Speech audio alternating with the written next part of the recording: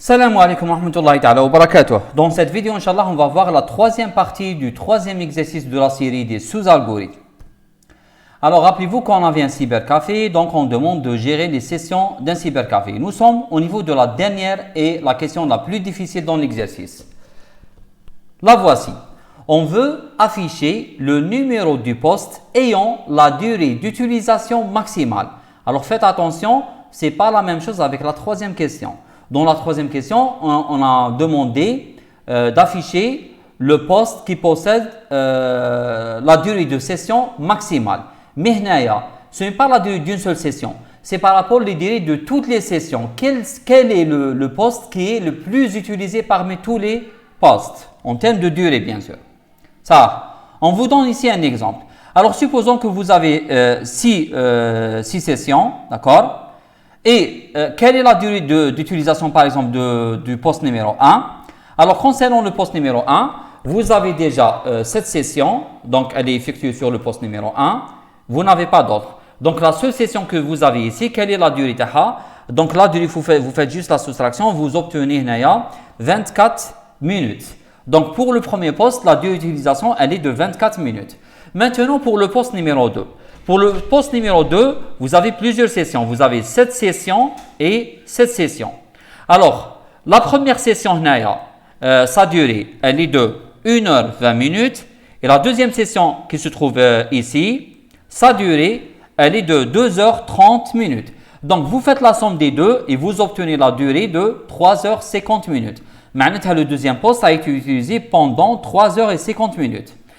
La même chose pour le poste numéro 3. Donc, le poste numéro 3, vous avez déjà cette session. Elle est d'une durée de 25 minutes. Vous avez également cette session, bien sûr, qui va charger parce que vous avez le numéro du poste. Je vais le numéro du poste. Ensuite, cette session, elle est d'une durée de 1h10 minutes. Et vous avez également cette session, elle est d'une durée de, je crois, 1h40 minutes.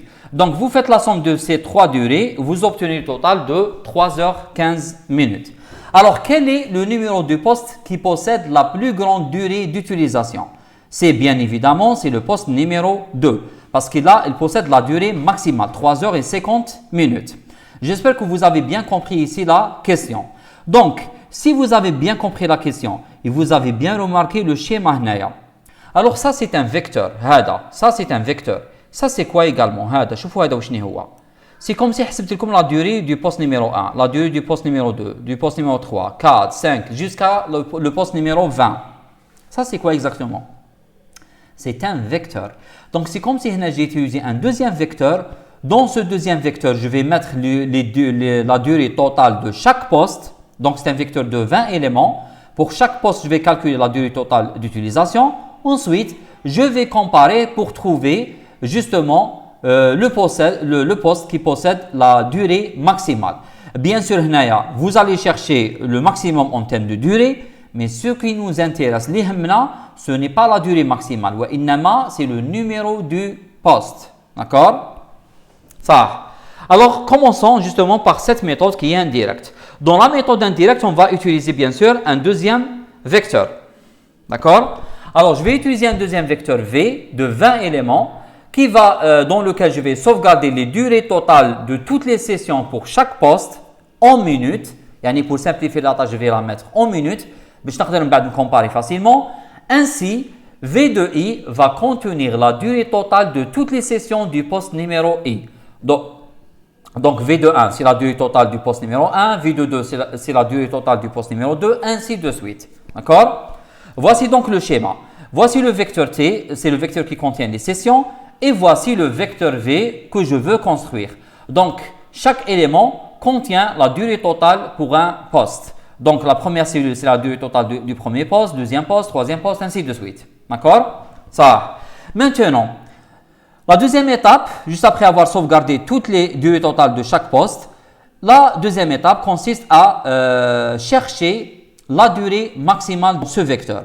Bien sûr, ce qui nous intéresse exactement, ce n'est pas la durée maximale, mais c'est le numéro du poste. Mais vous remarquez ici que le numéro du poste, c'est exactement la même chose avec le numéro de l'indice. Donc, il suffit de trouver la position du maximum. La position du maximum. Est-ce que vous faites?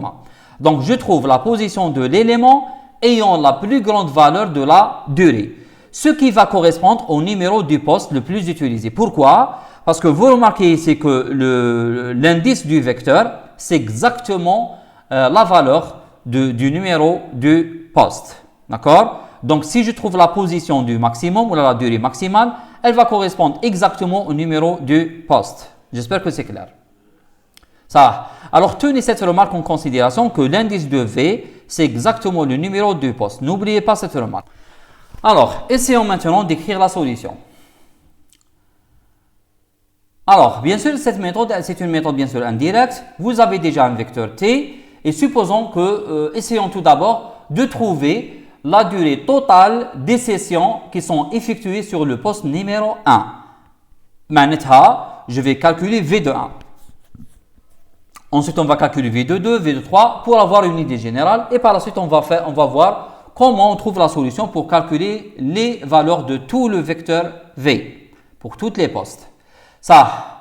Alors, vous avez collecté un vecteur V. Je cherche à calculer la valeur de V de 1, c'est-à-dire la durée totale du poste numéro 1. Donc, là, c'est clair que vous allez calculer la somme de toutes les durées des sessions qui sont effectuées sur le poste numéro 1. Donc, vous allez faire la somme de toutes les durées des sessions qui sont effectuées sur le poste numéro 1. Ça. Pour calculer la somme, vous pouvez utiliser une variable S dans laquelle je calcule la somme. Ensuite, lorsque je termine, je vais mettre S dans V de 1. Comme je peux travailler directement par V de 1. Donc, j'écris V de 1 directement, on reçoit 0. J'initialise le total de durée du poste numéro 1 à 0. D'accord? Ça. Maintenant, pour trouver la durée totale du poste numéro 1, les voies V de 1. Ça. Je dois parcourir tout le vecteur T. Pour cela, je dois utiliser une boucle pour I de 1 jusqu'à N, yani pour chaque session. Alors, pour chaque session, ce qui m'intéresse, ce n'est pas toutes les sessions, mais uniquement les sessions qui possèdent le numéro du poste égal à 1, comme cette session. Donc, je dois utiliser une condition. Si T de I.num égale à 1, c'est-à-dire le numéro du poste de la session égale à le poste numéro 1. Ça. Dans ce cas-là, donc je suis dans une session qui s'est effectuée sur le poste numéro 1. Qu'est-ce que je vais faire? Je vais calculer la durée effectuée au niveau de cette session et je vais l'ajouter à V de 1. Pardon. Ça, comment calculer la durée? Justement, vous vous rappelez, lors de la première partie de cet exercice, on a écrit déjà une procédure qui permet de calculer la durée d'une session. Elle s'appelle durée session. Elle possède deux paramètres S et dr.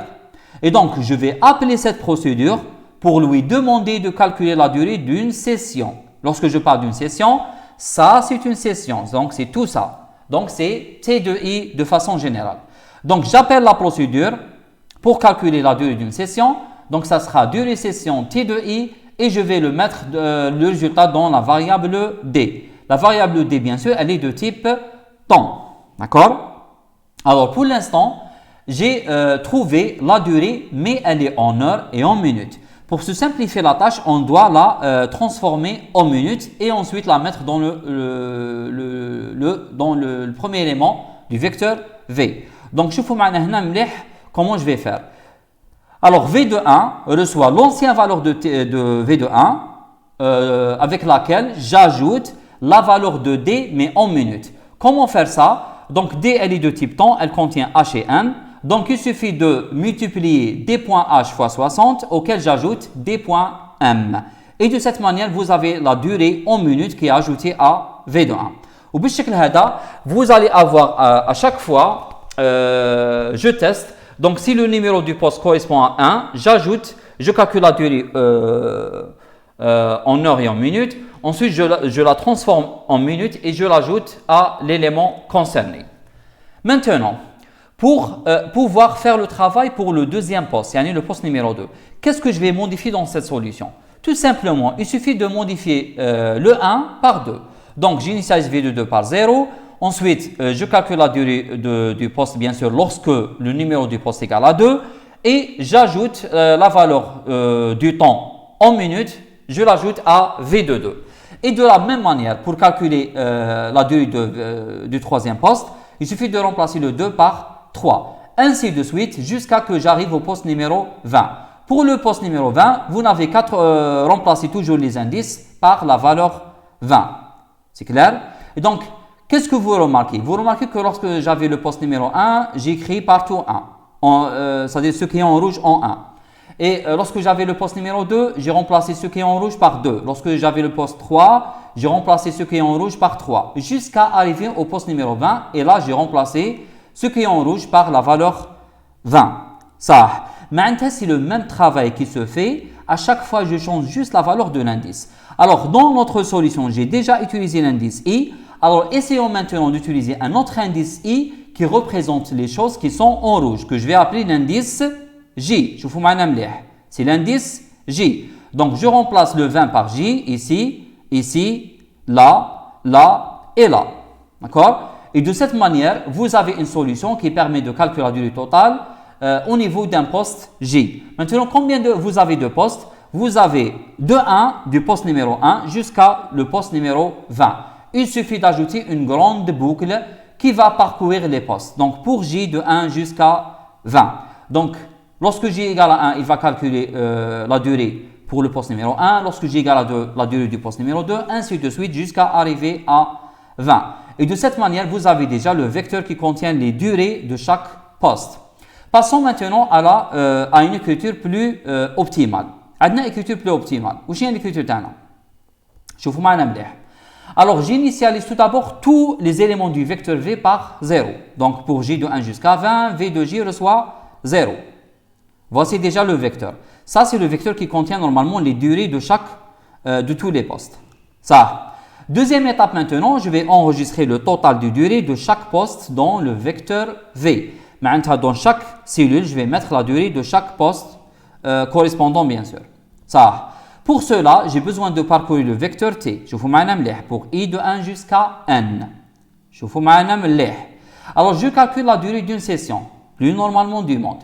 Durée session T de I D. شوفوا معنا مليح. Maintenant, j'ai calculé la durée dans la variable D. السؤال, est-ce que je vais ajouter la valeur de D au niveau du premier élément, deuxième, troisième, quatrième, cinquième ou le 20e élément?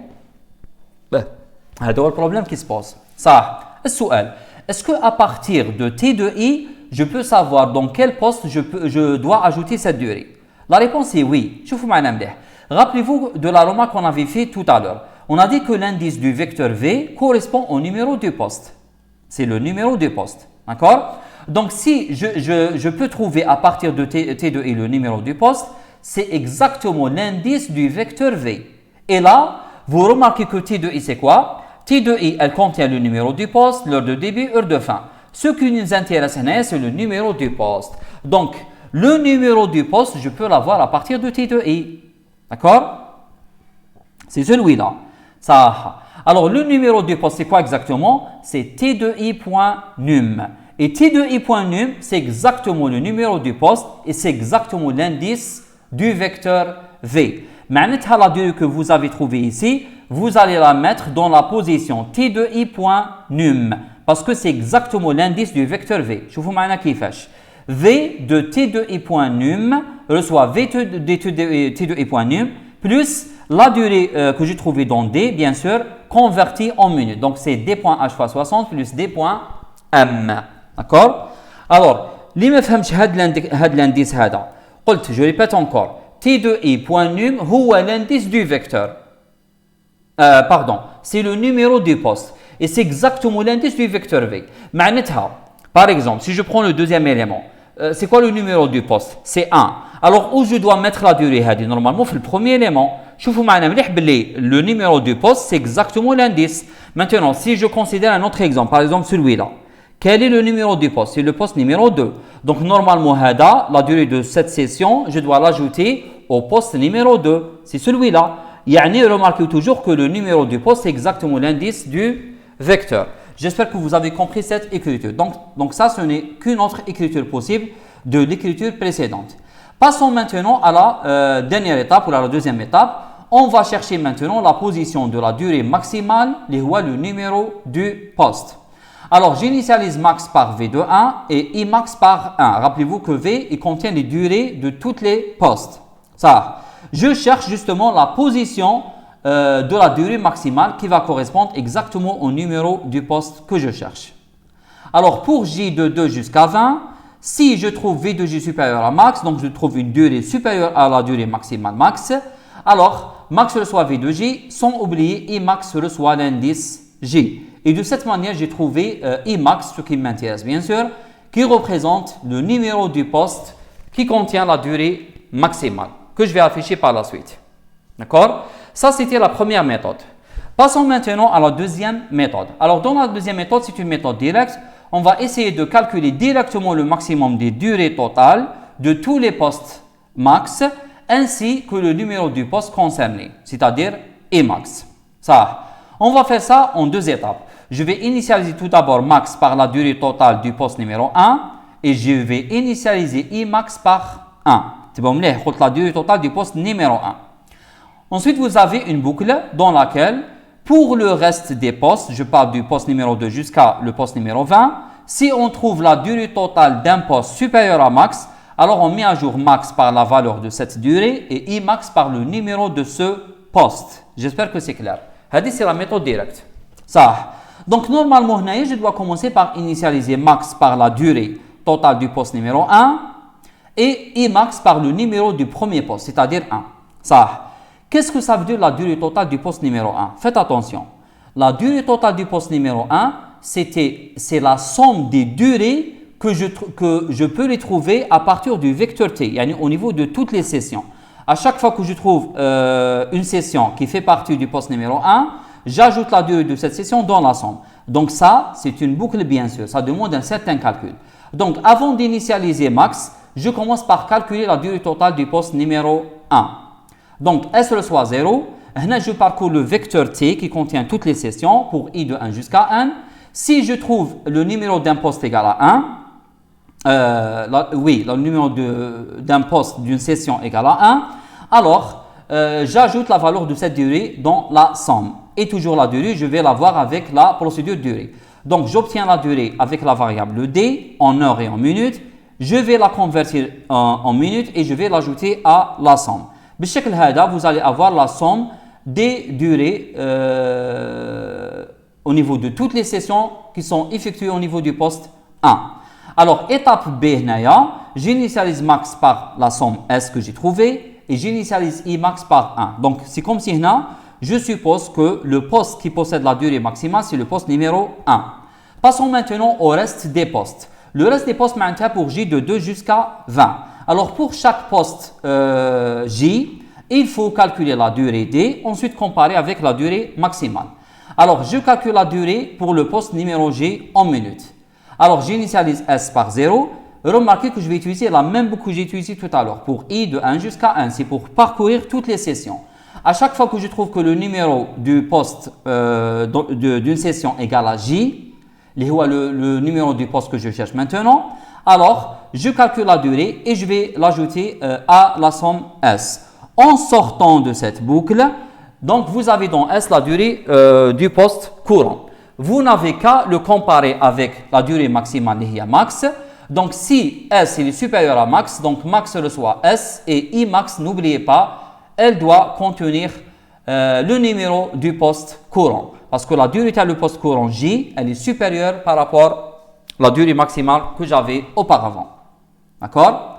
Et de cette manière, dernière chose qui nous reste à faire après la boucle, c'est d'afficher le poste ayant la durée maximale. Et max. J'espère que cette solution elle était claire. Donc, essayez de revoir les choses et Inch'Allah, vous allez comprendre.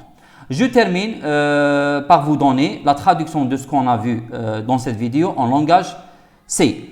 Je rappelle toujours que l'indexation en langage C commence par 0. Donc, de 1 jusqu'à 20 va être de 0 jusqu'à 19. Et une autre remarque, c'est que puisque l'indexation commence par 0, faites attention. Donc, au niveau du langage algorithmique, j'ai mis ici T2i.num, donc c'est le numéro du poste. Mais en langage C, vous devez faire -1. Parce que si vous avez le poste numéro 1, on va la mettre dans la première position dans le vecteur V en langage C. C'est la position 0 et non pas 1.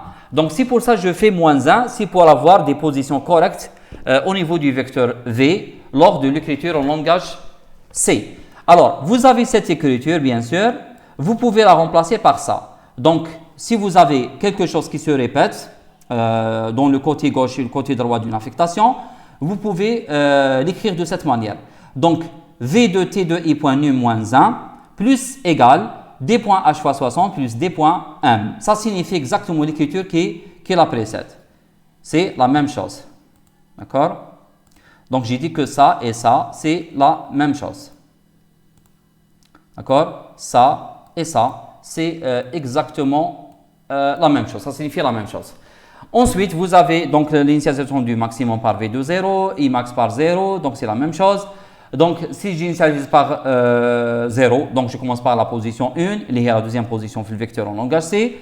Et lorsque vous allez afficher le numéro du poste, en langage algorithmique, ça sera Imax, mais en langage C, vous ajoutez 1 parce que l'indexation, elle commence toujours par 0. D'accord? Donc, j'espère que la solution elle était claire. On se voit dans la prochaine vidéo. Salam.